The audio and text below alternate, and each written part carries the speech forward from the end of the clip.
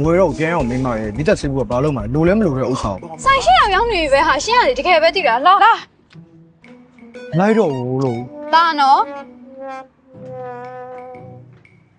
လာယောက်ျားလား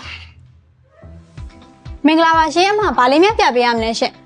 အမားတို့လေးဟို rain flower မိသက်ဆေးဘူးလေးပြပေးပါလားညီမလေး ဟုတ်ကဲ့အမညီမတို့ rain flower မှာဆိုရင်လေ size ဆိုအမျိုးအစားဆုံးရှိရတဲ့အတွက်အမတို့ကဘယ်အတွက်သုံးဖို့လဲရှင် အမားတို့ကတက်စီဆိုင်ဆိုသုံးမှာမို့လို့လေအဲ့ဒါ ဒါလေးပဲယူမယ်နော်ဒါလေးပဲပေးအကြီးဘာလို့မှလည်းမင်းမရဲ့ဒါလေးပဲယူလိုက်မယ်နော်စစကုန်ပါရဲ့ ယောက်ျားရှင်းနေရတခါပါရနော်ရှင်းတက်စီဆိုင်တက်တက်လေးလားအကြီးလေဒီမိသက်ဆေးဘူးတက်တက်နဲ့ဘယ်လိုစင်ပြေမှာလဲ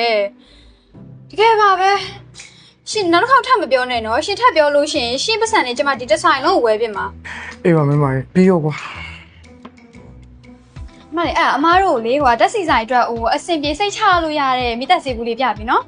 ဟုတ်ကဲ့အမညီမတို့ rain flower မှာလေစီတိုင်းနေနဲ့စီဆိုလာရုံတွေအတွက်မဖြစ်မနေလိုအပ်တဲ့မိသက်အင်ဂျင်မလိုတဲ့100လီတာထရိုလီတိုင်းမိသက်ဆေးဘူးရှိပါရဲ့ရှင်သူကသုံးပြီးရင်လည်းပြန်ဖြစ်လို့ရပါရဲ့ရှင်အမခိုင်နေနဲ့လည်း3နှစ်ထိထားပေးထားပါရဲ့နော် အဲ့ဆိုဒါလေးမစိုးဘူးနော်ယောက်ျားရှင်းဆိုင်နဲ့ကွက်ကြည့်ပဲဒါလေးလိုက်မယ်နော်ညီမလေး ဟုတ်မှာဒီဘက်လိုက်ခဲ့ပြီနော် ဒီလားယောက်ျားကိုပြောပါရဲအဲ့ဒါကြောင့်မလို့ rain flower နဲ့ဆိုအကုန်အဆင်ပြေပါရဲဆိုရှင်းကိုပြောဘူးလားရှင်းကကစီကိုနဲ့လုံးနဲ့တကယ် ပြီးပါမင်းမရဲ့မိတ်စိတ်ချမ်းသာရဆိုပြီးရပါပဲတောင်း တောင်းနေရဆက်သွားရှင်း